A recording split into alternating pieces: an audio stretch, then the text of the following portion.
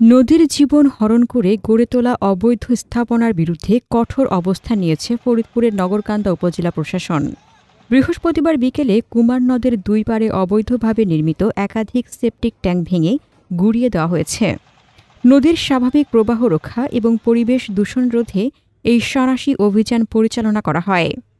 উপজেলা প্রশাসন সূত্রে জানা যায়, কুমার নদের পাড় দখল করে বেশ কিছু প্রভাবশালী ব্যক্তি তাদের বাড়ির সেপটিক ট্যাঙ্ক নির্মাণ করেছিলেন, যার বর্জ্য সরাসরি নদীতে মিশে পানি দূষিত করছিল।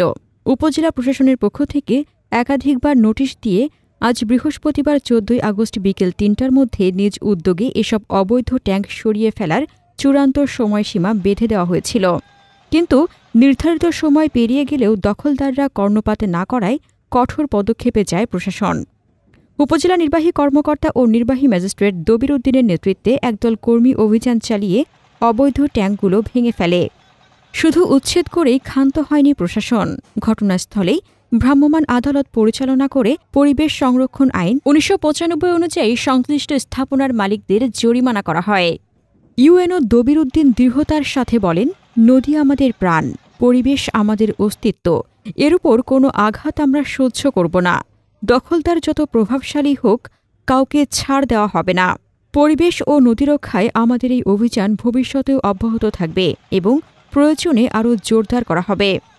এই অভিযানে পুলিশ বিভাগ এবং বিভিন্ন সামাজিক ও স্বেচ্ছাসেবী সংগঠনের সদস্যরা সক্রিয়ভাবে সহায়তা করেন। তাদের প্রতি কৃতজ্ঞতা প্রকাশ করেছেন উপজেলা নির্বাহী কর্মকর্তা। প্রশাসনের এই সাহসী পদক্ষেপে স্বস্তি প্রকাশ করেছেন এলাকার পরিবেশ সচেতন মানুষ। আসনাতুজ্জাহান হিমু, দৈনিক খোলা চোখ।